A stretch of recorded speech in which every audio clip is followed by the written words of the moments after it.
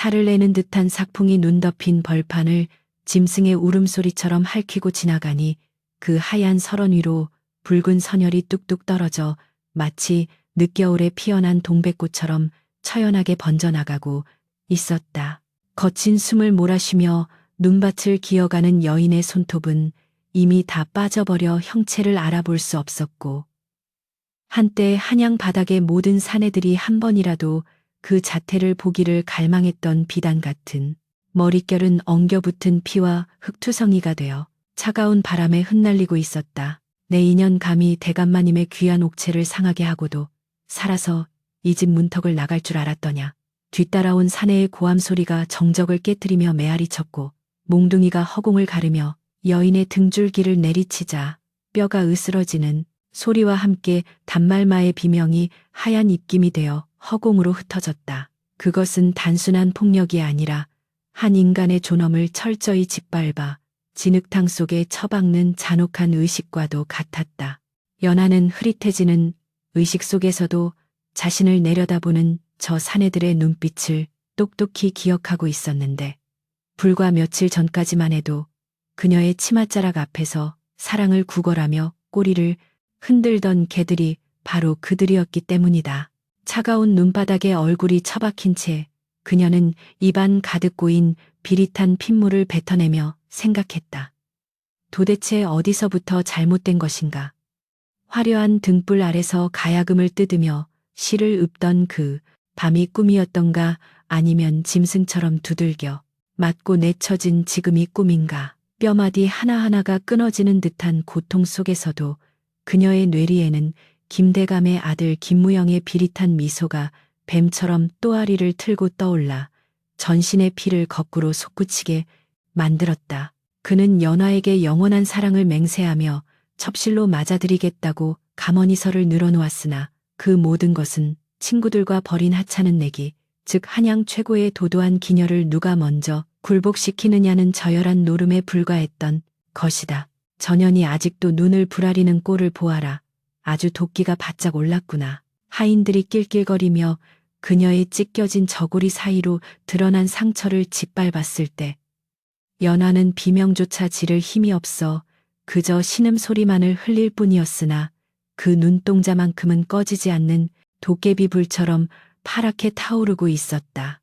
그녀는 한양 교방의 수석 기녀로서 시와 서화에 능하고 그 자존심이 하늘을 찔러 정승판서라 해도 함부로 대하지 못했던 존재였으나, 믿었던 정인에게 도둑 누명을 쓰고 간통한 더러운 년이라는 오명까지 뒤집어 쓴 채 한겨울 짐승의 먹이로 내던져진 신세가 되었다. 김무영은 자신의 아비인 김대감이 아끼던 옥관자를 연화가 훔쳤다고 거짓 고변을 했고, 그녀의 방에서 미리 심어둔 증거물이 나오자마자 기다렸다는 듯이 멍석마리를 시켜 죽기 직전까지 매질을 한 뒤 내다 버리라 명했던 것이다. 눈보라가 거세지며 시야가 하얗게 멀어지는 와중에도 연화의 귓가에는 김무영이 마지막으로 속삭였던 말이 저주처럼 맴돌았다. 연화야, 네가 아무리 고고한 척 해봤자 결국은 돈 몇 푼에 웃음을 파는 천한 계집일 뿐이다. 내기에서 이겨받은 돈으로 술이나 한잔 해야겠구나.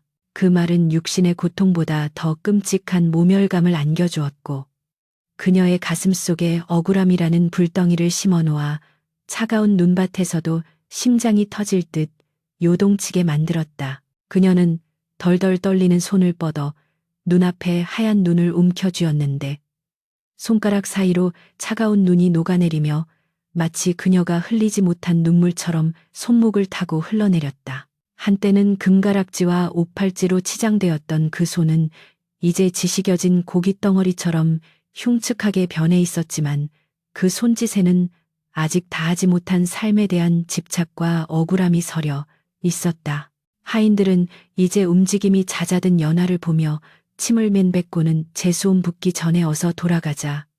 이 날씨에 산짐승들이나 와서 뜯어먹겠지. 라며 서둘러 발걸음을 돌렸다. 멀어지는 발자국 소리를 들으며 연화는 서서히 다가오는 죽음의 그림자를 느꼈는데, 그것은 따뜻한 온돌방의 온기처럼 나른하게 그녀의 정신을 갉아먹기 시작했다. 하지만 그녀는 억지로 눈을 부릅뜨며 흐려지는 의식을 붙잡았고 저 멀리 보이는 한양 도성의 성곽을 향해 찢어진 입술을 달싹였다. 저 성벽 안 화려한 기와집 아래서 지금쯤 김무영은 따뜻한 술잔을 기울이며 자신의 비참한 최후를 안주 삼아 낄낄대고 있을 것이라는 생각이 들자 식어가던 몸뚱어리에서 기이한 열기가 피어오르는 듯했다. 그녀의 원한은 단순한 분노를 넘어선 뼈에 사무치는 한 흔이 되어 골수 깊이 파고들었다. 어린 시절 가난한 소장농의 딸로 태어나 빚 대신 기방에 팔려왔을 때부터 그녀는 살아남기 위해 피눈물을 삼키며 웃음을 파는 법을 배웠고 누구에게도 마음을 주지 않으리라 다짐하며 스스로를 철갑처럼 둘러싸고 살았다. 그러나 김무영 그 뱀 같은 사내의 다정한 눈빛과 따뜻한 손길에 잠시나마 마음의 빗장을 열었던 것이 천추의 한이 될 줄이야 누가 알았겠는가. 그는 연화에게 매일 밤 찾아와 달을 따다 주겠다.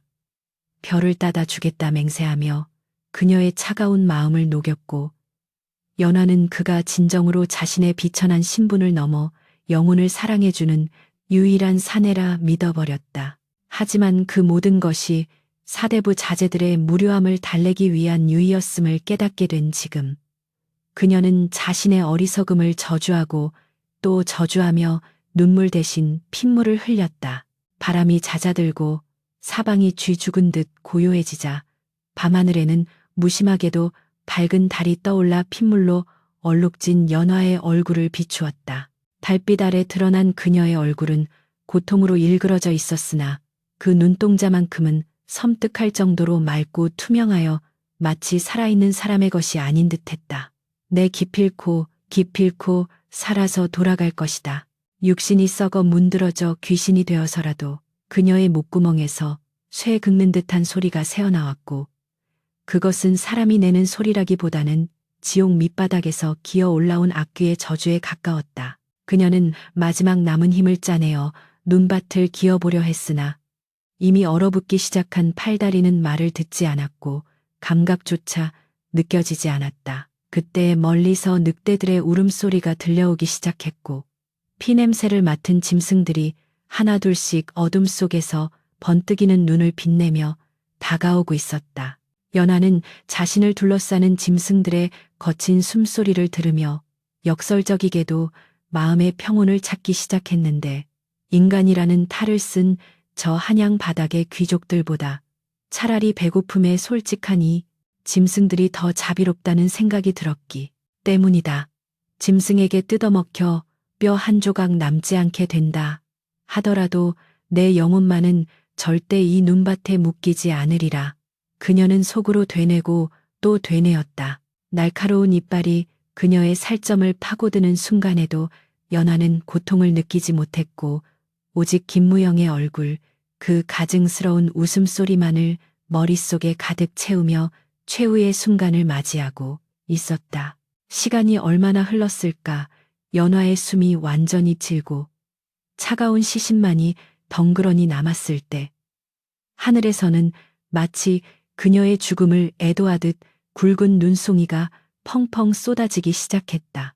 눈은 그녀의 훼손된 육신을 하얗게 덮어주었고 붉은 피 얼룩조차 깨끗하게 지워버리려 했으나 그녀가 마지막으로 남긴 원념만은 그 차가운 눈 속에서도 식지 않고 검푸른 도끼처럼 피어올랐다. 기이하게도 그녀가 죽은 자리 주변에는 눈이 쌓이지 않고 녹아내려 검은 흙바닥이 드러났는데 그것은 마치 땅조차 그녀의 억울한 죽음을 받아들이기를 거부하는 듯한 광경이었다. 한양 성내에서 가장 아름다웠던 꽃이 가장 비참한 모습으로 시들어버린 그 밤. 바람 소리에는 여인의 울음소리 같은 기묘한 곡조가 섞여 있어 듣는 이들의 등골을 오싹하게 만들었다. 김대감의 저택 사랑채에서는 따뜻한 군부를 떼고 산의 진미를 차려놓은 채 김무영과 그의 벗들이 모여 앉아 승리의 건배를 들고 있었다. 자네 정말 대단하네 그려. 그 도도한 연하를 꺾다니 말일세. 친구의 치켜세우는 말에 김무영은 으스대며 술잔을 비우고는 호탕하게 웃어젖혔다. 계집이란 모름지기 꺾는 맛이 있어야지.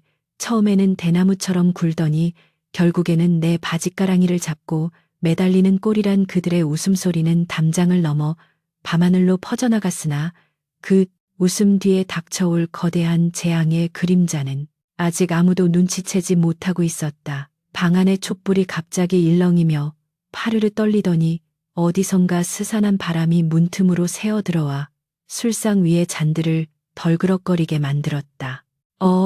문단속을 어찌했길래 외풍이 이리 심하단 말이냐.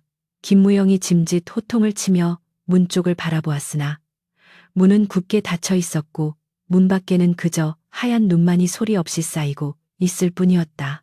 술 기운 탓인지 그는 문창호지에 비친 그림자가 순간 일렁이며 긴 머리를 풀어 헤친 여인의 형상처럼 보였다고 느꼈으나 이내 고개를 저으며 헛것을 보았다고 치부해 버렸다. 하지만 그 순간 그의 코끝을 스치고 지나가는 냄새가 있었으니 그것은 분명 연화가 즐겨 쓰던 짙은 매화 향기였으나 어딘가 비릿한 피 냄새가 섞여 있어 역겨움을 자아냈다.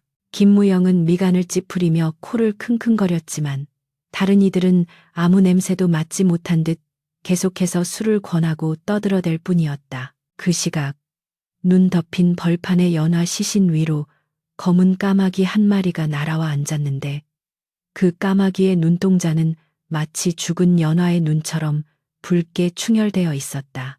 까마귀는 시신을 쪼아먹는 대신 하늘을 향해 기괴한 울음소리를 3번 내질렀고 그 소리는 마치 저승문을 여는 신호탄처럼 공허하게 울려 퍼졌다. 죽음으로써 비로소 자유를 얻은 연화의 혼백은 육신을 벗어나 차가운 밤공기 속으로 흩어지는 대신 칠흑 같은 어둠을 뚫고 한양 도성을 향해 자신을 배신한 자들이 있는 그곳을 향해 천천히 그리고 집요하게 날아가기 시작했다. 눈보라가 휘몰아치는 밤하늘 아래 보이지 않는 검은 기운이 김대감의 저택 지붕을 감싸 안으며 서서히 조여들고 있었던 것이다. 저택의 안주인 마님은 잠을 이루지 못하고 뒤척이다가 이유 모를 불안감에 가슴을 쓸어내렸는데 꿈속에서 피칠갑을 한 여인이 자신의 안방 문을 긁으며 문을 열어달라고 애원하는 소리를 들었기 때문이다. 식은땀을 흘리며 깨어난 마님은 불길한 예감을 떨치려 염주를 굴리며 불경을 외웠으나 창밖에서 들려오는 바람 소리가 마치 내 옷가락지 내놓아라, 내 목숨 내놓아라 하는 원귀의 속삭임처럼 들려와 이불을 머리끝까지 뒤집었었다. 이 집안에 드리운 죽음의 그림자는 이제 막 그 서막을 올렸을 뿐이며 연화의 복수는 산 자들이 감히 상상조차 할 수 없는 끔찍한 방식으로 시작되려 하고 있었다. 연화가 숨을 거둔 그 장소, 눈 덮인 들판에는 봄이 와도 풀 한 폭이 나지 않을 것이며 그녀가 흘린 피가 스며든 땅은 영원히 붉게 물들어 저주받은 땅이라 불리게 될 것이다. 그녀의 육신은 짐승의 밥이 되어 사라졌으나 그녀가 품은 한흔은 응축되고 또 응축되어 날카로운 칼날이 되었으니 이제 그 칼날이 누구의 목을 겨눌지는 명약관화한 일이었다. 세상 사람들은 기녀 하나 죽은 것이 대수냐 하겠지만 하늘은 무심치 않아 그 억울한 죽음을 낱낱이 지켜보았고 인과 응보의 수레바퀴는 삐걱거리는 소리를 내며 서서히 굴러가기 시작했다. 차가운 새벽빛이 밝아오기 전 김대감댁 대문 앞에는 밤새 아무도 오간 흔적이 없음에도 불구하고 붉은 핏발 자국이 선명하게 찍혀 있었는데 그것은 마치 맨발의 여인이 집 안으로 걸어 들어간 듯한 형상이었다. 김대감의 저택은 한양 도성 안에서도 으뜸가는 위세를 자랑하듯 고래등 같은 기와 지붕이 하늘을 찌를 듯 솟아 있었으나 연화가 눈밭에서 비명에 횡사한 그날 이후로 집안 전체에는 마치 무덤 속 같은 기이한 정막만이 감돌고 있었다. 하인들은 발소리를 죽이며 그림자처럼 움직였고 누구 하나 감히 입을 열어 그날의 일을 입에 올리지 않았으나 그들의 눈빛 속에는 깊은 공포와 죄책감이 서려 있어 서로의 시선을 피하기에 급급했다. 대문 밖에는 여전히 찬바람이 쌩쌩 불어대고 있었지만 집안 내부의 공기는 물먹은 솜처럼 무겁게 가라앉아 숨을 쉬는 것조차 버겁게 느껴졌는데 이는 단순히 날씨 탓이 아니라 보이지 않는 원한의 무게가 짓누르고 있기 때문이리라. 사랑채 팻마루에 앉아 곰방대를 물고 있는 김대감의 미간에는 깊은 주름이 패어 있었고 그는 애써 태연한 척 시름을 달래보려 했으나 등줄기를 타고 흐르는 서늘한 한기는 어찌할 도리가 없었다. 밤이 깊어지자 저택 구석구석에서 스며나오는 어둠은 더욱 짙어졌고 어디선가 불어오는 밤바람에 실려온 냄새가 사람들의 코끝을 자극하기 시작했는데 그것은 한겨울에는 절대 맡을 수 없는 짙은 매화 향기였다.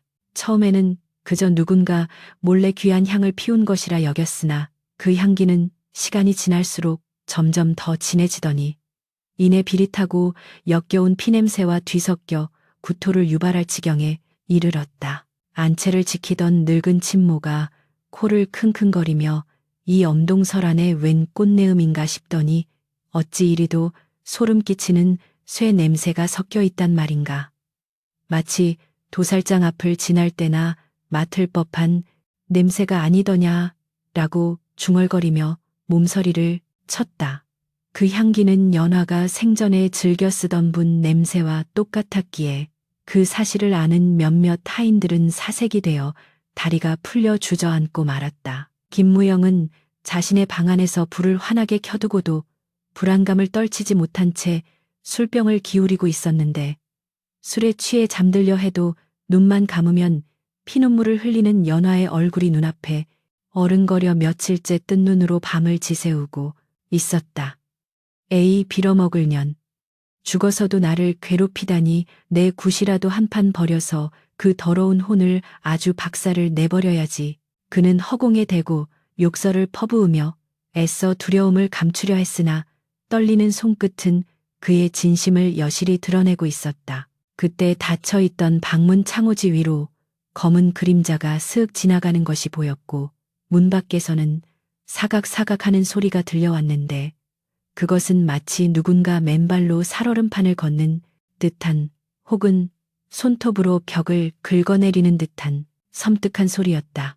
김무영은 숨을 헐떡이며 장지문을 노려보았고 술잔을 쥔 손에 힘이 들어가 백자잔이 파삭하고 깨지며 손바닥에서 붉은 피가 흘러내렸다. 피가 바닥에 떨어지는 순간 방 안을 가득 채우던 매화 향기가 폭발하듯 진동하며 촛불이 일제히 꺼져버렸고 칠흑 같은 어둠 속에서 김무영은 누군가 자신의 목덜미에 차가운 입김을 불어넣는 것을 느꼈다.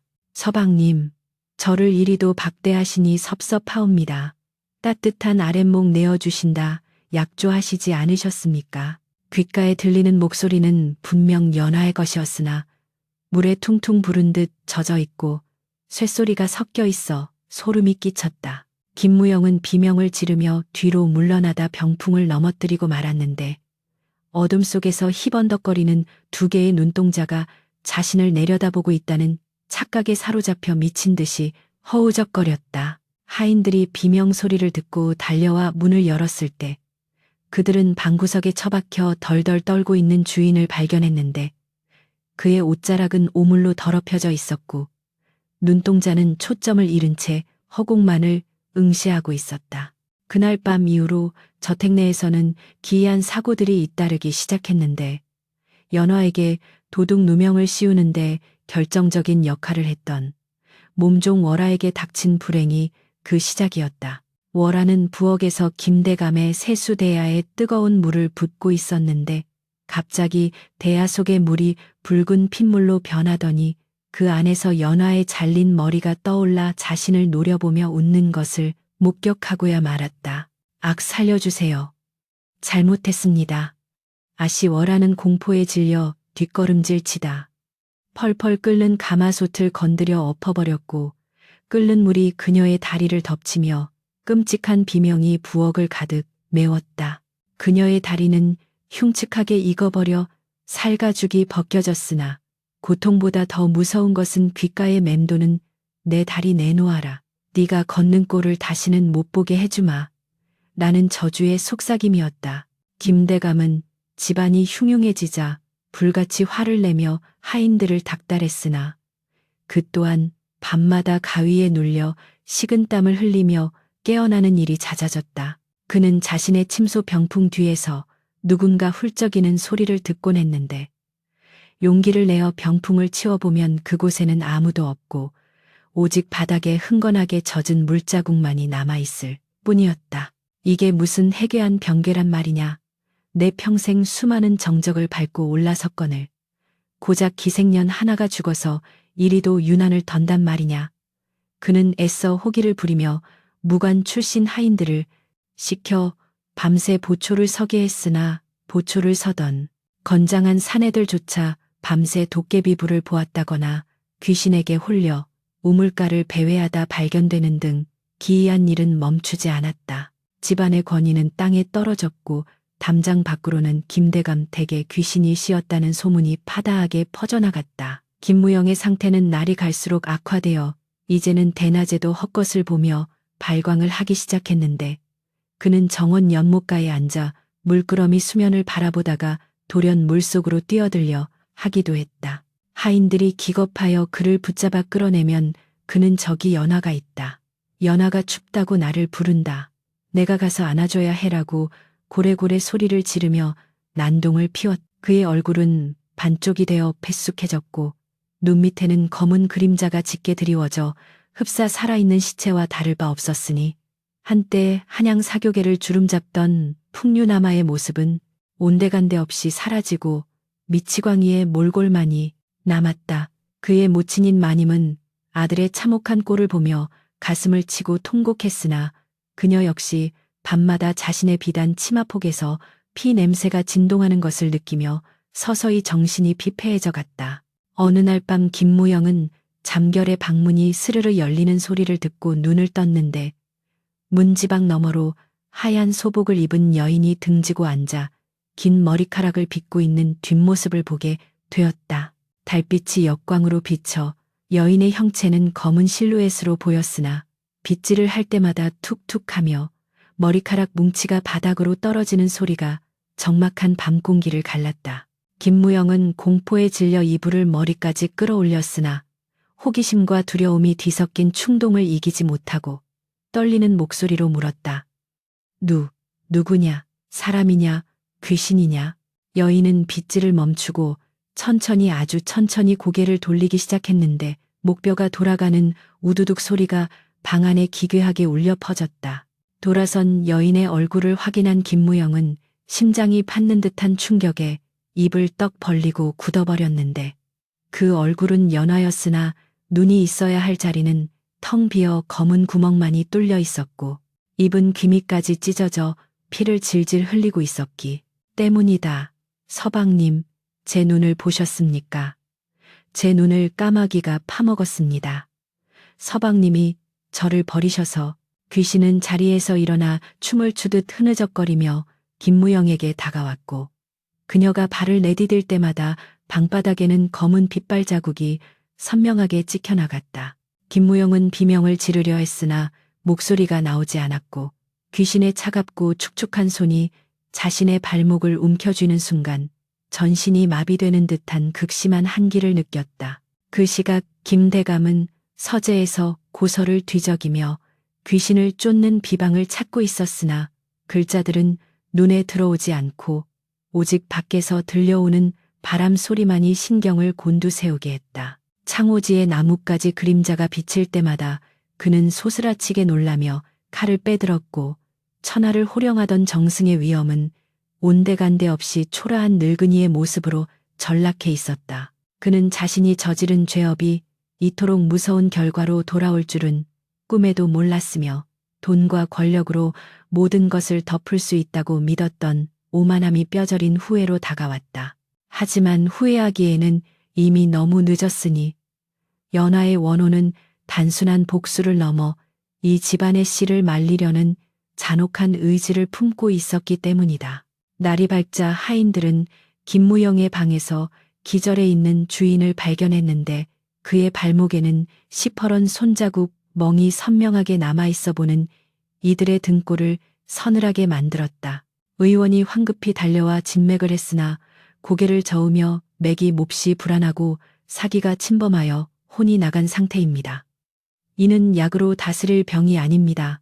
라고 진단할 뿐이었다. 마님은 실신하여 자리에 눕고 김대감은 분노와 공포가 뒤섞인 얼굴로 마당을 서성이다가 결국 결단을 내렸다. 당장 조선 팔도에서 가장 용하다는 무당을 불러오라. 내 전 재산을 털어서라도 이놈의 귀신을 잡아 가두리라. 그의 고함 소리는 집안을 쩌렁쩌렁 울렸으나 그것은 다가올 더 큰 재앙, 앞에서의 마지막 발악과도 같았다. 한편 연화가 묻힌 야산의 흙무덤에서는 밤마다 파란 불꽃이 피어올라 마을 사람들을 공포에 떨게 만들었는데 사람들은 그것을 연화불이라 부르며 그 근처에는 얼씬도 하지 않았다. 마을의 노인들은 혀를 차며 원한이 사무쳐 저승으로 가지 못하고 구천을 떠도는 게야. 김대감 댁은 이제 끝장이 났어 라고 수군거렸다. 바람결에 실려오는 매화 향기는 이제 김대감의 저택을 넘어 마을 어귀까지 퍼져나갔고 그 향기를 맡은 개들은 미친 듯이 짖어대며 허공을 향해 이빨을 드러냈다. 보이지 않는 전쟁이 시작된 것이나 다름없었으니 산자는 살기 위해 발버둥치고 죽은 자는 죽이기 위해 덤벼드는 형국이었다. 저택의 소슬대문 위에는 까마귀 떼가 새카맣게 내려앉아 집안을 내려다보고 있었는데 그들의 울음소리는 마치 장송곡처럼 구슬프면서도 불길하게 들려왔다. 하인들 사이에서는 밤마다 우물가에서 머리를 감는 여인을 보았다는 목격담이 꼬리에 꼬리를 물었고 심지어 대낮에도 헛것이 보인다며 도망치는 하인들이 속출하여 집안 꼴은 말이 아니게 되었다. 김대감은 도망친 하인들을 잡아들이라 명했지만 관아의 포졸들조차 그 집에 들어가기를 꺼려하며 뒷걸음질 치는 판국이었다. 그 화려했던 권세가의 위용은 귀신 하나에 의해 처참하게 무너져 내리고 있었다. 김무영이 깨어났을 때 그는 완전히 다른 사람이 되어 있었는데 벽을 보고 희죽희죽 웃거나 허공에 대고 사과를 하며 절을 하는 등 정신이 완전히 붕괴된 모습이었다. 연화야 내 첩이 되어주마 했잖아. 이 비단 옷도 입어보렴. 아주 곱구나. 그는 허공에 대고 손짓을 하며 보이지 않는 연화와 대화를 나누었고 그 모습은 보는 이들로 하여금 측은지심보다는 소름 끼치는 공포를 자아냈다. 그의 눈동자 속에는 이 세상의 것이 아닌 무언가가 비치고 있었으니 산 사람의 영혼은 이미 죽은 자의 소나기에 잡혀 질질 끌려다니고 있는 것이나 마찬가지였다. 밤이 되자 다시금 매화 향기가 짙게 깔리기 시작했고 이번에는 향기와 함께 가야금 소리가 들려오기 시작했다. 딩, 딩, 덩, 줄이 끊어질 듯 팽팽하게 당겨지는 날카로운 소리는 심장을 긁는 듯했고 연주 소리는 김무영의 방 창문 바로 밑에서 들려오고 있었다. 김대감은 귀를 틀어막고 게 누구냐. 당장 그 연주를 멈추지 못할까? 라고 소리쳤지만 밖에는 아무도 없었고 오직 처량한 달빛만이 빈뜰을 비추고 있었다. 그것은 연화가 김무영을 위해 연주했던 바로 그 곡조였으나 이제는 사랑의 세레나데가 아닌 죽음의 전주곡이 되어 돌아온 것이었다. 가야금 소리는 점점 빨라지고 격해지더니 마치 연주자의 손가락에서 피가 튀는 듯한 격렬한 환청을 불러일으켰다. 김무영은 방 안에서 괴성을 지르며 벽을 긁어댔고 그의 손톱은 다 깨져 피투성이가 되었으나 멈추지 않았다. 그는 고통스러운 표정으로 자신의 귀를 쥐어뜯으며 그만해 잘못했어. 제발 그 소리 좀 멈춰줘. 라고 울부짖었다.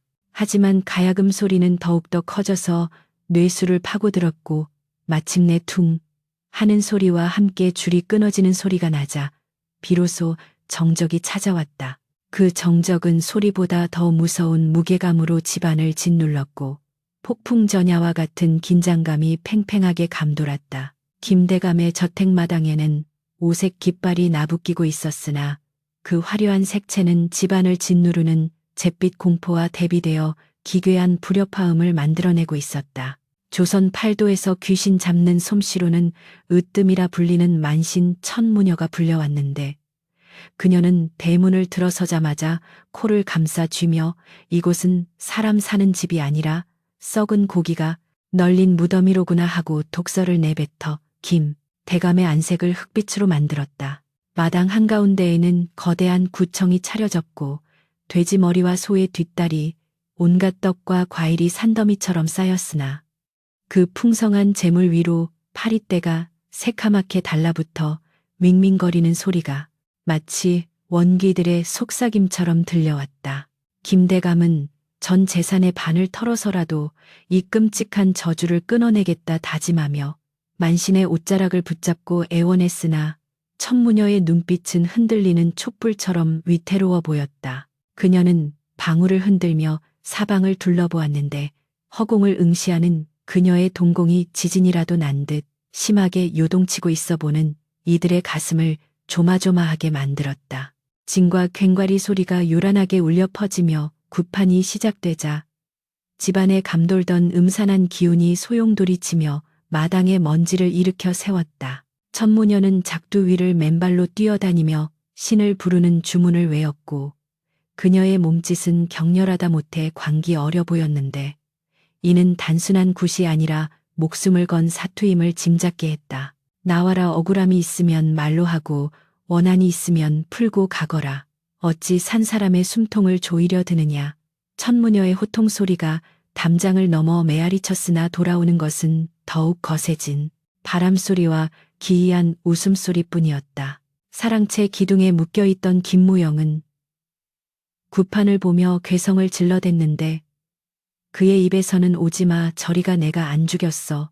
아버지가 시켰어 라는 비명 섞인 헛소리가 터져나와 구판에 모인 사람들을 경악하게 만들었다. 그의 눈은 뒤집혀 흰자위만 보였고 입가에는 거품이 부글거리고 있어 마치 짐승이 덫에 걸려 발악하는 꼴이었다. 굿이 절정에 달했을 때 천무녀는 비장의 무기인 신검을 집어들고 허공을 향해 휘둘렀으나 칼날이 보이지 않는 벽에 부딪힌 듯 챙강 소리를 내며 튕겨나갔다. 그 순간 제단 위에 올려져 있던 돼지 머리가 갑자기 눈을 번쩍 뜨더니 입을 쩍 벌리고 피를 토해내는 엽기적인 광경이 펼쳐졌다. 으악, 돼지가 살아났다. 구경하던 하인들이 비명을 지르며 나자빠졌고 구판은 순식간에 아수라장으로 변했다. 천무녀는 당황하지 않고 다시 방울을 흔들며 춤을 추려 했으나 그녀의 발이 바닥에 붙어버린 듯 꼼짝도 하지 않았다. 그녀의 얼굴은 공포로 일그러졌고 식은땀이 비오듯 쏟아지며 입술이 파랗게 질려갔다. 이건 보통 원기가 아니다. 내 실력으로는 감당할 수 없어. 장군신께서도 도망치려 하신다. 그녀가 덜덜 떨며 중얼거리는 소리는 김대감의 심장에 비수를 꽂는 듯했다. 그때 어디선가 청아하면서도 구슬픈 검은고 소리가 들려와 징소리와 꽹과리 소리를 집어삼키기 시작했다. 그것은 연화가 생전에 가장 아끼던 검은고 청명의 소리였는데 김무영의 방벽장에 처박아 두었던 그 악기가 스스로 울리기 시작한 것이다. 소리는 점점 커져서 마치 천둥소리처럼 마당을 울렸고 구청에 있던 무당들은 귀를 막고 바닥에 뒹굴며 고통을 호소했다. 천무녀는 무언가에 홀린 듯 비틀거리며 김무영의 방으로 향했고 방문을 활짝 열어젖히자 방 한가운데에 주인 없는 검은 고가 허공에 둥둥 뜬 채 줄이 튕겨지고 있는 믿을 수 없는 광경이 드러났다. 보이지 않는 손가락이 현을 뜯을 때마다 붉은 핏방울이 사방으로 튀었고 그 핏방울은 바닥에 떨어져 죽어라는 글자를 새겨넣고 있었다. 천무녀는 마지막 힘을 짜내어 부적을 검은고에 붙이려 달려들었으나 그 순간 퉁 하는 파열음과 함께 검은고의 가장 굵은 줄인 대연이 끊어졌다. 끊어진 줄은 살아있는 뱀처럼 허공을 가르며 날아와 천무녀의 얼굴을 강타했고 그녀는 외마디 비명과 함께 뒤로 나자빠졌다. 얼굴에 붉은 채찍 자국처럼 긴 상처를 입은 천무녀는 피를 흘리며 바닥을 기었고 도망쳐야 해. 이녀는 악귀야. 다 죽일 작정이야. 라고 울부짖으며 대문 밖으로 주랭랑을 쳤다. 조선 최고의 무당마저 쫓겨나는 모습을 본 김대감은 다리에 힘이 풀려 주저앉고 말았는데 그의 눈앞에서 검은고는 스스로 산산조각이 나며 나무 파편들이 비수처럼 사방으로 튀어 나갔다. 그 파편 하나가 김대감의 갓을 스치고 지나가 기둥에 깊숙이 박혔을 때 그는 자신의 목이 붙어 있는 것이 천운임을 깨닫고 오줌을 지리고 말았다. 구판이 난장판으로 끝나고 밤이 찾아오자 연화의 복수는 더욱 노골적이고 잔인한 형태로 드러나기 시작했다. 김무영과 내기를 걸어 연화를 죽음으로 몰아넣는데 일조했던 친구 박선비의 집에서 비보가 날아들었다.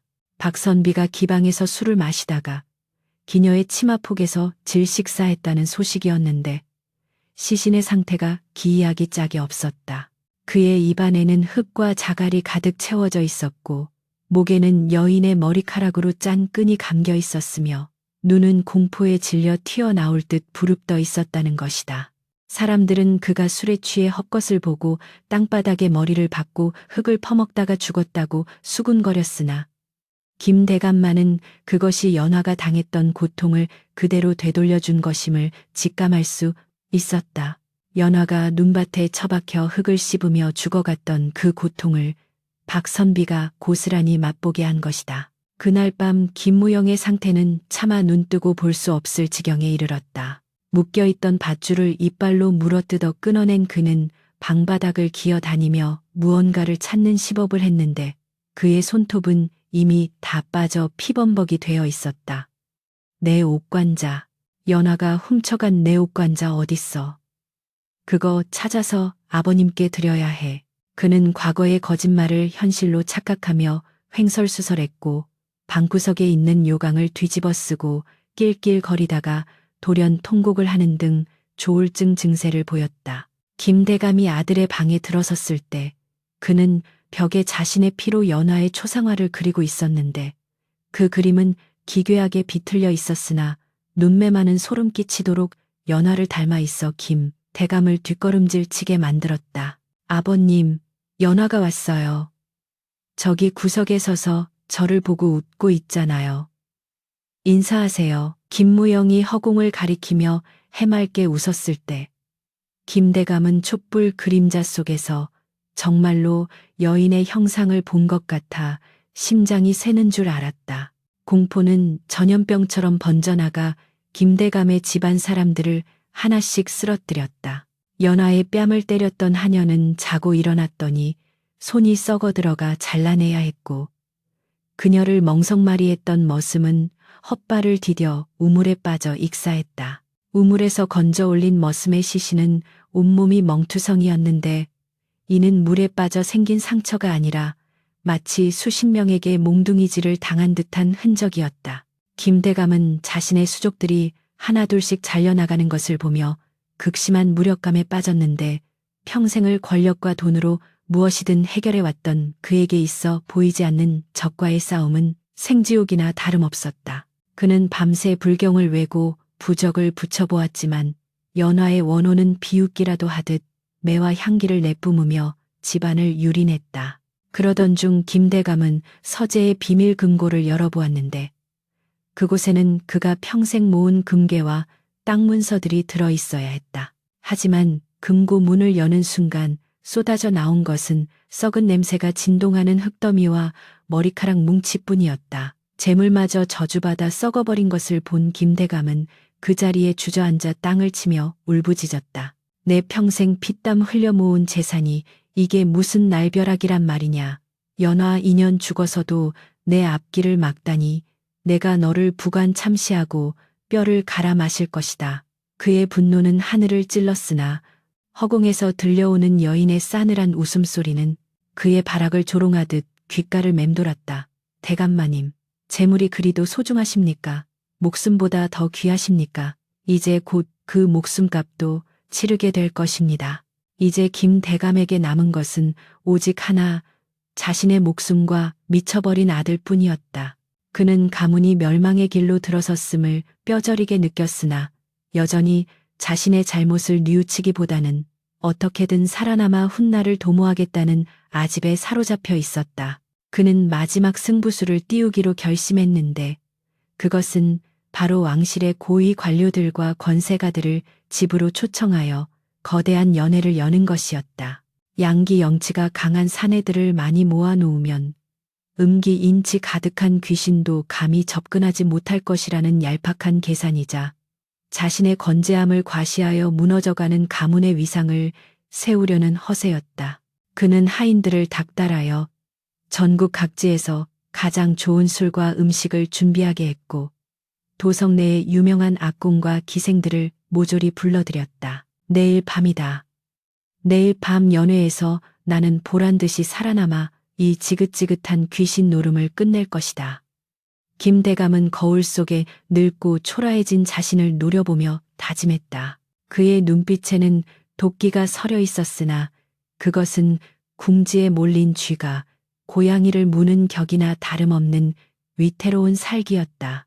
창밖에는 붉은 달이 떠올라 불길한 기운을 내뿜고 있었고 나뭇가지에 앉은 부엉이가 부엉부엉하고 울어대며 다가올 피의 연회를 예고하고 있었다. 김무영은 방구석에 웅크리고 앉아 희죽거리며 중얼거렸다. 잔치다. 연화도 오겠지. 예쁜 옷 입고 오겠지. 그의 말은 단순한 미친 소리가 아니라 다가올 미래를 꿰뚫어보는 예언과도 같았다.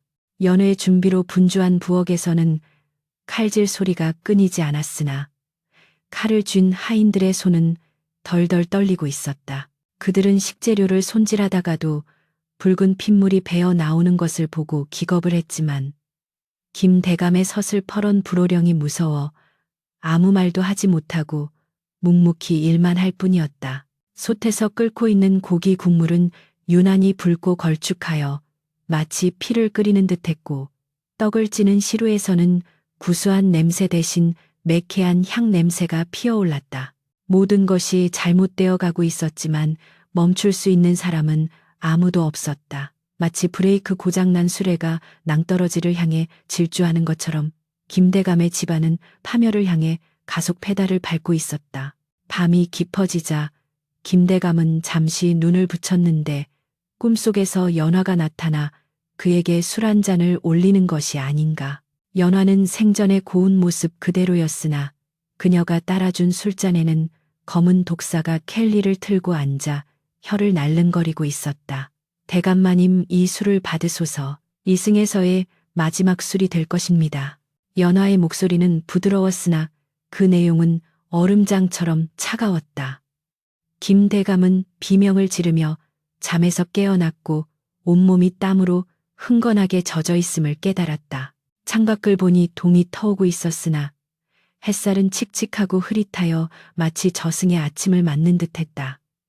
오늘은 결전의 날 연회가 열리는 날이었다. 과연 이 연회가 그를 살릴 구명줄이 될 것인지 아니면 제 발로 걸어 들어가는 사형대가 될 것인지 그는 떨리는 가슴을 진정시키며 자리에서 일어났다. 마당에는 벌써부터 차일이 처지고 멍석이 깔리고 있었으나 일하는 일꾼들의 표정은 상갓집에 온 조문객처럼 어두웠다.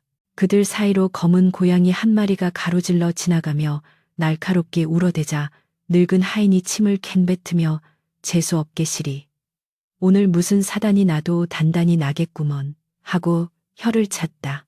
김대감은 대청마루에 서서 그 광경을 내려다보며 억지로 미소를 지어 보였으나 그의 입꼬리는 경련을 일으키듯 파르르 떨리고 있었다. 그는 옷소매 속에 숨겨둔 호신용 단검을 만지작거리며 오늘 밤 무슨 일이 있어도 살아남으리라 다시 한번 굳게 다짐했다.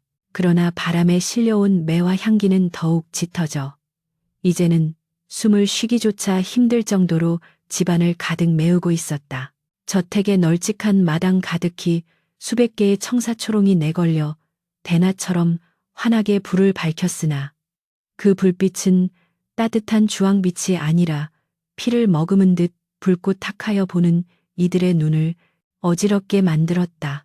하늘에는 불길하게도 핏빛으로 물든 보름달이 둥실 떠올라 기괴한 그림자를 드리우고 있었는데 구름 한 점 없는 밤하늘임에도 불구하고 달무리 주위로 검붉은 안개가 소용돌이 치고 있어 마치 하늘이 피눈물을 흘리는 형상이었다. 한양에 내로라 하는 고관대작들과 부호들이 김대감의 초청을 받아 하나둘씩 연회장에 들어섰으나 그들의 표정은 즐거운 잔치에 온 사람들답지 않게 경직되어 있었고 서로 나누는 인사말조차 거칠에 불과할 뿐 목소리에는 불안한 기색이 역력했다. 그도 그럴 것이 대문을 들어서는 순간부터 훅 끼쳐오는 비릿한 쇠냄새와 등골을 스치는 서늘한 냉기가 살갗을 파고들어 본능적으로 이곳이 사지스디임을 경고하고 있었기 때문이었다. 김대감은 비단으로 지은 가장 화려한 관복을 차려입고 상석에 앉아 손님들을 맞이했으나 두껍게 바른 분칠로도 감출 수 없는 검푸른 안색과 인민 눈동자는 그가 이미 산송장이나 다름없음을 여실히 보여주고 있었다. 어서들 오시게, 오늘 밤은 내 가문의 번영을 위해 마련한 자리니 부디 마음껏 마시고 즐겨주시게나. 그의 목소리는 짐짓 호탕한 척했으나 끝이 갈라져 떨리고 있었고 술잔을 쥐고 있는 손은 경련을 일으키듯 달달 떨려 술이 넘쳐 흘러 소매자락을 적시고 있었다.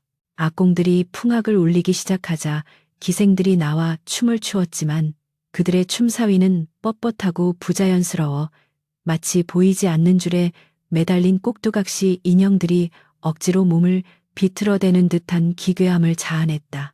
피리 소리는 구슬프다 못해 찢어지는 듯 날카로웠고 북소리는 심장 박동과 엇박자를 이루며 듣는 이들의 가슴을 답답하게 옥죄어왔다. 술잔이 몇 순배 돌고 취기가 오르기 시작하자 연회장은 억지스러운 웃음소리와 고성으로 시끌벅적해졌으나 그 소란스러움 속에는 언제 터질지 모르는 시한폭탄과 같은 긴장감이 팽팽하게 감돌고 있었다. 한 고위 관리가 잘 익은 수육 한 점을 집어 입에 넣고 씹는 순간 우두둑하는 소리와 함께 그의 표정이 일그러지더니 입안에서 무언가를 뱉어내었는데 그것은 삶은 고기가 아니라 썩어 문드러진 쥐의 사체였다. 우욱이 이게 무슨, 그가 비명을 지르며 구토를 하자 주변에 있던 사람들이 기겁하여 상을 엎었고 바닥에 쏟아진 음식물들 사이에서는 구더기 떼가 꿈틀거리고 있었다. 순식간에 연회장은 아수라장으로 변했고 맛있는 냄새를 풍기던 사내 진미들은 순식간에 썩은 내 진동하는 오물로 변해버려 사람들을 경악게 했다. 이게 무슨 짓인가? 김대감, 우리를 능멸하려 부른 것인가? 손님들이 분노하여 고함을 질러댔으나 김대감은 넋이 나간 사람처럼 허공만을 응시하며 아니야. 그럴 리가 없어. 내가 얼마나 공을 들였는데 라고 중얼거릴 뿐이었다. 그때 갑자기 연회장의 모든 초롱불이 일제히 소리를 내며 꺼져버렸고 오직 하늘에 뜬 붉은 달빛만이 마당을 비추는 칠흑 같은 어둠이 찾아왔다. 사위가 쥐 죽은 듯 고요해지자 어디선가 여인의 흐느끼는 소리가 들려오기 시작했는데 그 소리는 땅속 깊은 곳에서 울려 퍼지는 듯 낮게 깔리다가 점차 날카로운 비명으로 변하여 고막을 찢을 듯이 울려 퍼졌다. 내 눈을 돌려줘. 내 목숨을 돌려줘. 피해는 피로 갚아야지. 달빛 아래 연회장 한복판 붉은색 비단 옷을 입은 여인이 천천히 솟아올랐으니 그녀는 바로 죽은 연화였다. 하지만 생전의 아름다운 모습은 온데간데 없고 얼굴은 피범벅이 되어 있었으며 텅 빈 눈구멍에서는 검붉은 피눈물이 뚝뚝 떨어져 바닥을 적시고 있었다. 그녀의 팔다리는 기묘한 각도로 꺾여 있어 눈밭에서 매질을 당해 죽어가던 그 참혹한 모습을 그대로 재현하고 있었고 그녀가 입을 열 때마다 검은 도끼가 뿜어져 나와 주변에 공기를 썩게 만들었다. 아, 귀신이다, 살려줘. 손님들은 공포에 질려 앞다투어 대문 쪽으로 도망치려 했으나 대문은 마치 쇠로 용접한 듯 꼼짝도 하지 않았고 높은 담장 위에는 수천 마리의 까마귀 떼가 내려앉아 도망치려는 자들의 머리를 쪼아대며 길을 막아섰다. 이 혼란 속에서 김무영이 미친 듯이 웃으며 연회장 중앙으로 뛰쳐나갔는데 그는 귀신이 된 연화를 보고도 두려워하기는커녕 반가운 정인을 만난 듯 팔을 벌리고 달려들었다. 연화야, 왔구나. 내 너를 얼마나 기다렸는지 아느냐. 자, 이리 와서 나와 춤을 추자. 그는 피눈물을 흘리는 귀신을 끌어안고 덩실덩실 춤을 추기 시작했는데 그 광경은 차마 눈뜨고 볼 수 없을 만큼 엽기적이고 처참했다. 연하의 원호는 싸늘한 미소를 지으며 김무영의 귀에 속삭였다. 그래, 서방님, 우리 영원히 함께해요. 지옥 불 속에서 말이에요. 그녀의 손톱이 길게 자라나 김무영의 등을 파고들었고 살점이 뜯겨나가는 고통 속에서도 김무영은 낄낄거리며 춤을 멈추지 않았다. 무영아, 안 된다. 그녀에게서 떨어져라. 김대감이 단검을 빼들고 달려들었으나 보이지 않는 힘이 그를 쳐내어 바닥에 나뒹굴게 만들었다. 김무영의 춤사위는 점점 더 격렬해져 인간의 관절이 움직일 수 있는 범위를 넘어섰고 우두둑둑 뼈가 부러지는 소리가 음악 소리처럼 리듬을 타며 연회장에 울려 퍼졌다. 그의 다리뼈가 꺾여 살을 뚫고 나왔음에도 그는 비틀거리며 춤을 계속했고 입에서는 피거품을 물면서도 좋다. 좋아 연화야, 더 신명나게 놀아보자 라고 외쳐댔다. 마침내 그의 목이 기괴하게 뒤로 꺾이며 탁 하는 소리와 함께 숨이 끊어졌으나 죽은 시신은 여전히 연화의 품에 안겨 허공에서 춤을 추고 있었으니 이는 실로 지옥도 디곡토가 따로 없는 참경이었다. 김대감은 아들의 처참한 죽음을 목격하고 이성을 잃어 내 인연, 내가 너를 갈기갈기 찢어 죽일 것이다 라고 울부짖으며 허공에 칼을 휘둘렀다. 하지만 연화의 원호는 그를 비웃듯 스르르 사라졌다가 그의 등 뒤에서 다시 나타나 차가운 손으로 그의 목을 감싸 쥐었다. 대감마님, 권세가 그리도 좋으셨습니까? 남의 눈에 피눈물 흘리게 하고 쌓은 그 부귀영화가 이제 다 무슨 소용입니까? 김대감은 숨이 막혀 박사걸으면서도 살려달라고 비는 대신 악다구니를 썼다. 나는 죄 없다. 천한 것들이 감히 양반을 능멸하려던 죄를 물었을 뿐이다. 그의 마지막 자존심이자 오만함은 죽음 앞에서도 꺾이지 않았으나 그것이 오히려 연화의 분노의 기름을 부은 격이 되었다. 연화는 손에 힘을 주어 김대감의 몸을 허공으로 들어 올렸고 그 순간 연회장에 있던 모든 술항아리가 터지며 붉은 술이 피바다처럼 바닥을 덮쳤다. 술은 살아있는 생물처럼 꿈틀거리며 김대감의 몸을 휘감았고 그의 화려한 관복을 붉게 물들였다. 보아라. 이것이 네가 흘리게 한 피의 무게다. 연하의 목소리가 천둥처럼 울리자 바닥을 기던 붉은 액체 속에서 수많은 원기들의 손이 솟아올라 김대감의 다리를 잡아당기기 시작했다. 그것은 연하뿐만 아니라 김대감이 평생을 살면서 짓밟았던 수많은 사람들의 원한이 형상화된 것이었다. 소장류를 못내 맞아 죽은 농부, 억울하게 누명을 쓰고 옥사한 하인 겁탈당하고 자결한 여종들의 얼굴이 피핏물 속에서 떠올라 김대감을 노려보며 같이 가자라고 합창했다. 공포에 질린 손님들은 구석에 처박혀 덜덜 떨며 이 광경을 지켜볼 수밖에 없었는데 그들 중 몇몇은 심장마비로 거품을 물고 쓰러졌고 나머지는 바지에 오줌을 지리며 제발 살려달라고 빌었다. 김대감은 안 돼. 난 못 가. 난 조선의 정승이야 놓아라. 이것들아라고 발악하며 허우적거렸으나 원기들의 소나기 힘은 엄청났다. 그의 몸은 서서히 바닥에 붉은 내시로 빨려 들어갔고 뼈가 으스러지는 고통에 비명을 질렀으나 아무도 그를 도와줄 수 없었다. 연화는 공중에 떠서 그 모습을 차갑게 내려다보며 마지막으로 한마디를 던졌다. 저승에 가서도 편히 쉬지는 못할 것이다. 내가 세세토록 너를 지켜보며 괴롭힐 테니. 마침내 김대감의 머리끝까지 붉은 잼 속으로 사라지자 연회장을 가득 메웠던 붉은 달빛이 순식간에 사라지고 칠흑 같은 어둠이 다시 찾아왔다. 그와 동시에 꽉 막혀 있던 대문이 끼익 소리를 내며 저절로 열렸고 살아남은 손님들은 뒤도 돌아보지 않고 비명을 지르며 밖으로 내달렸다. 그들은 신발이 벗겨지는 줄도 모르고 맨발로 밤길을 뛰었으며 다시는 그 끔찍한 집 쪽으로 고개를 돌리지 않으리라 맹세했다. 텅 빈 연회장에는 주인을 잃은 김무영의 시신만이 덩그러니 남겨져 있었는데 기이하게도 그의 입가에는 행복한 듯한 미소가 걸려 있어 보는 이로 하여금 더욱 소름 끼치게 만들었다. 그의 몸은 마치 꽈배기처럼 비틀려 있었으나 연화의 환영을 안고 춤추던 마지막 순간에 환희가 박제된 듯했다. 다음 날 아침 마을 사람들이 조심스럽게 김대감의 집을 들여다보았을 때 그곳은 하룻밤 사이에 완전히 폐허가 되어 있었다. 마당에는 핏자국 대신 검게 그을린 자국만이 가득했고 화려했던 기와집은 마치 수십 년 방치된 흉가처럼 폭삭 늙어버려 잡초가 무성하게 자라나 있었다. 김대감과 김무영의 시신은 어디에서도 찾을 수 없었으나 사랑채 기둥에는 붉은 글씨로 인과응보, 인고잉보라는 네 글자가 선명하게 새겨져 있었는데 그것은 붓으로 쓴 것이 아니라 손톱으로 긁어서 판 듯 깊게 패어 있었다.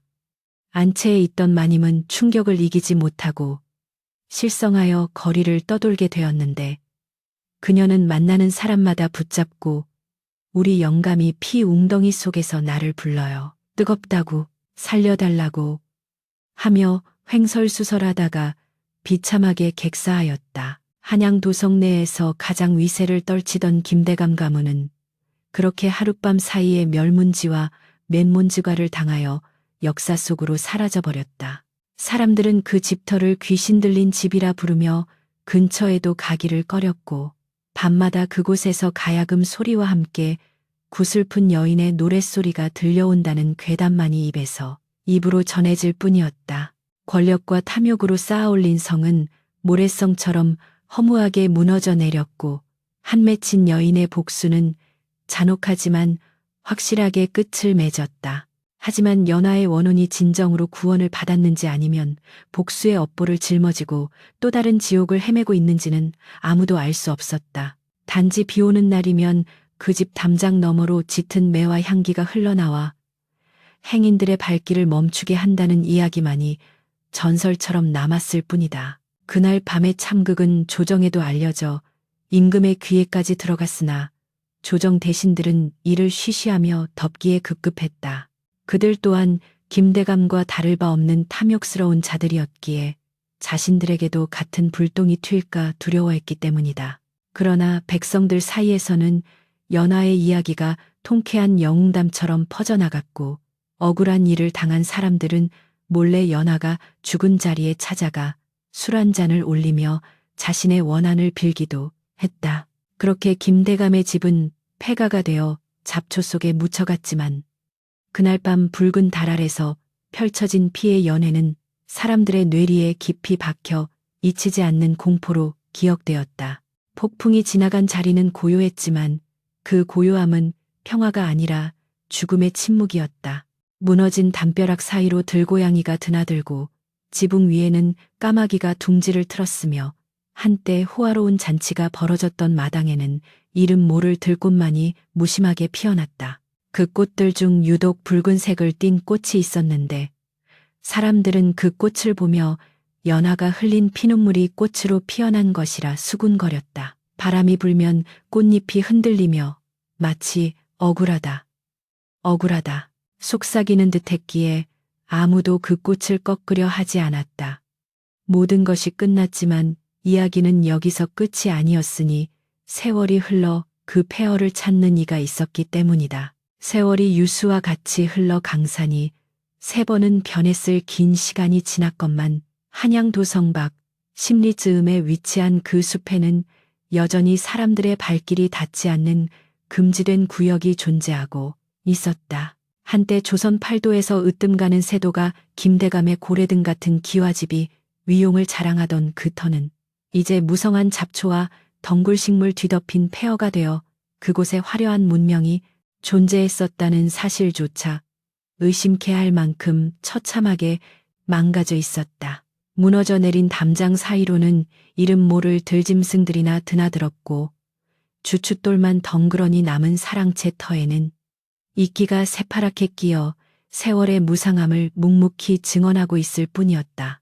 마을 사람들은 여전히 그곳을 귀신 숲이라 부르며 해가 지면 근처에도 얼씬거리지 않았고 아이들이 울 때 자꾸 울면 귀신 숲에 데려간다고 으름장을 놓으면 뚝 그칠 만큼 공포의 대명사로 남아 있었다.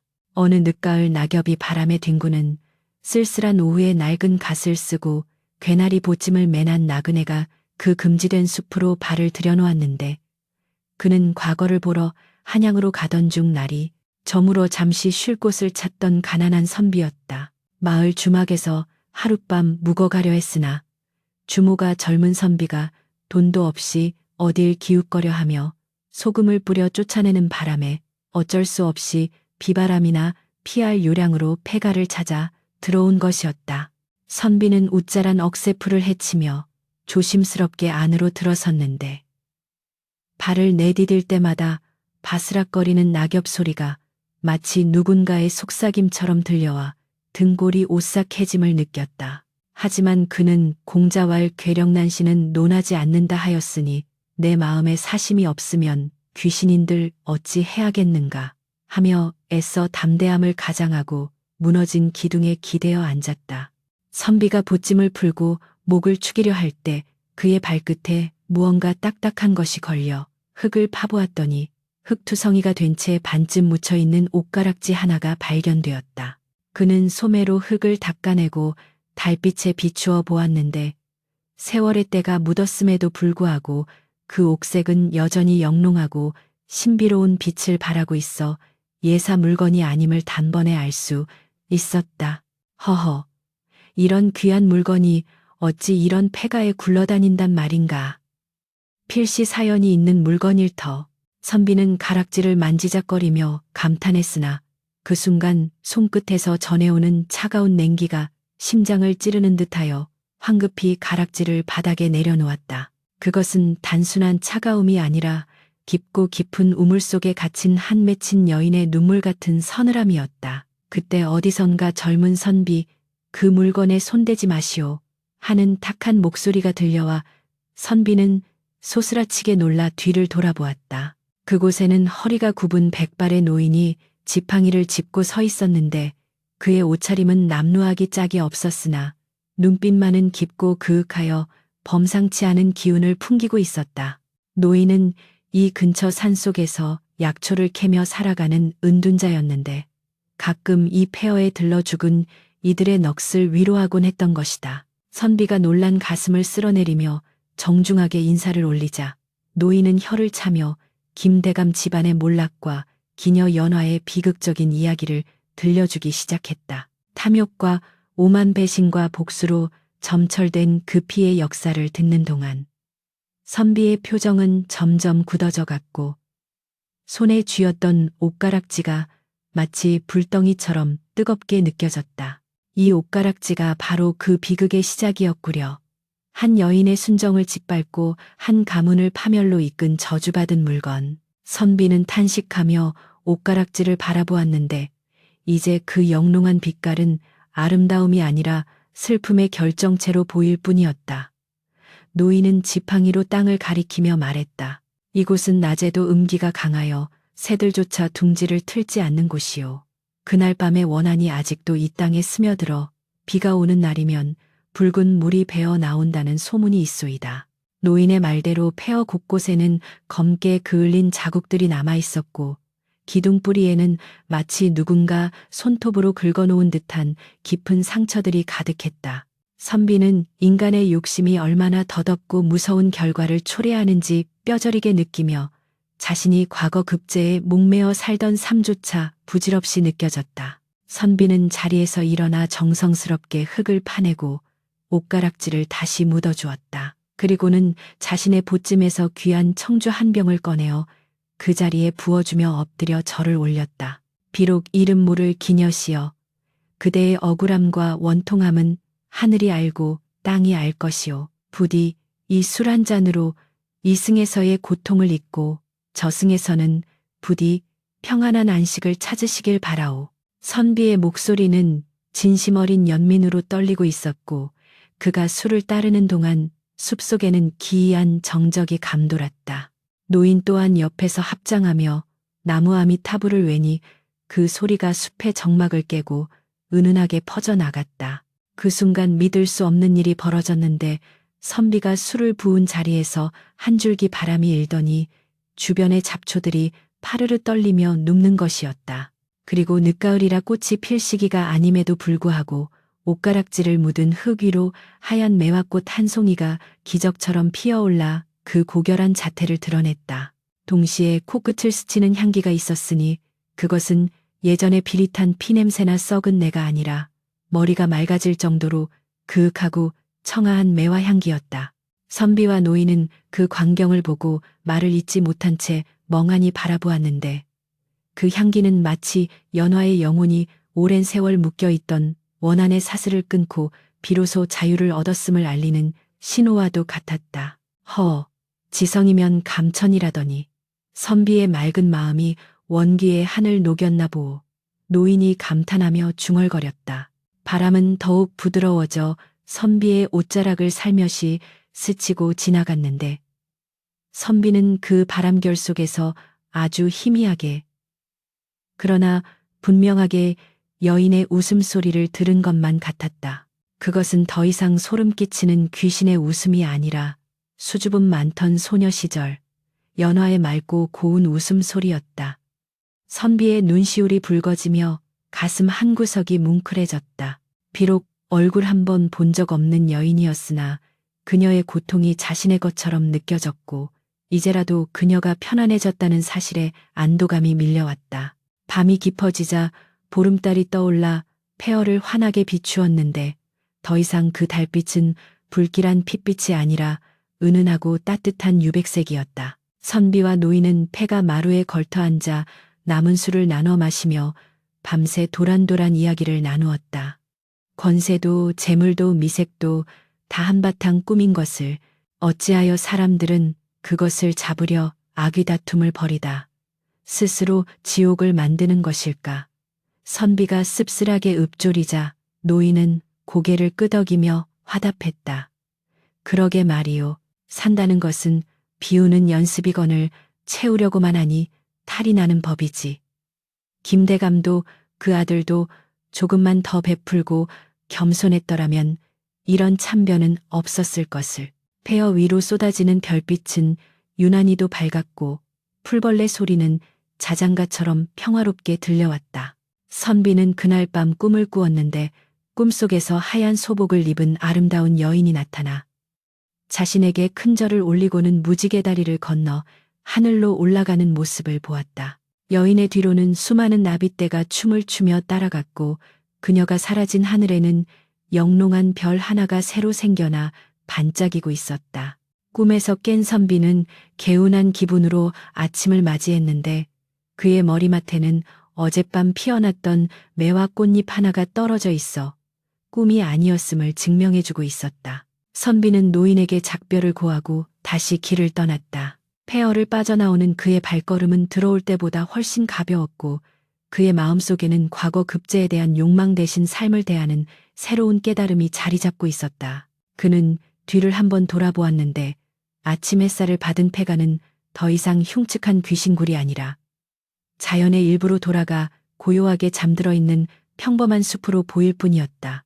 부디 다음 생에는 천한 신분도 고귀한 신분도 없는 평등한 세상에서 태어나 그대가 원하던 사랑을 마음껏 하며 행복하게 사시오. 선비는 마음속으로 연화에게 마지막 인사를 건네고 보찜을 고쳐매며 한양을 향해 힘차게 걸음을 옮겼다.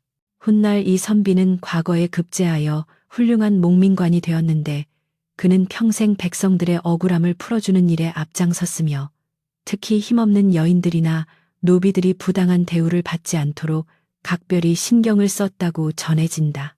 그는 은퇴 후 고향으로 내려가 작은 정자를 짓고 매화정 매화딩이라 이름 붙였는데 그 뜰에는 항상 매화나무를 심어 가꾸며 그날 숲에서 만났던 연화의 넋을 기렸다고 한다. 사람들은 그가 왜 그토록 매화를 아끼는지 이유를 물었으나 그는 그저 빙그레 웃으며 매화는 추운 겨울을 이겨내고 가장 먼저 향기를 피우지 않느냐, 그 고결함이 좋아서 그렇다네 라고 답할 뿐이었다. 김대감의 집터는 세월이 흐르며 완전히 숲에 묻혀 흔적조차 찾을 수 없게 되었지만 그곳에 얽힌 전설은 할머니의 무릎을 베고 누운 아이들에게 옛날 이야기로 전해지며 오랫동안 사람들의 입에 오르내렸다. 탐욕은 패가망신의 지름길이여. 원하는 반드시 대가를 치르게 된다는 인과응보의 교훈은 세월이 흘러도 변치 않는 진리로 남아 오늘날까지도 그 숲을 지나는 바람 소리에 실려 전해지고 있다. 지금도 비가 오는 날이면 그 숲 어딘가에서 은은한 매화 향기가 피어오른다고 하니 혹여 그곳을 지나게 된다면 발걸음을 멈추고 귀를 기울여 보라. 어쩌면 수백 년 전 사랑에 배신당하고 권력에 짓밟혔던 한 여인의 슬픈 노래가 들려올지도 모를 일이다. 하지만 이제 그 노래는 저주의 비명이 아니라 세상을 용서하고 스스로를 치유한 영혼의 평온한 콧노래일 것이다. 모든 것은 흙으로 돌아가고 슬픔도 기쁨도 바람에 흩어지니 남는 것은 오직 사람의 향기뿐이라. 저 하늘 어딘가에서 연화는 이제 더 이상 춥지 않은 봄날을 맞이하여 그녀가 그토록 그리던 진정한 사랑을 찾았으리라 믿는다. 한양 최고의 기녀 연화, 그녀의 이야기는 비극으로 시작되었으나 그 끝은 긴 여운을 남기는 한 폭의 수묵화처럼 우리 가슴 속에 아련하게 스며들었다.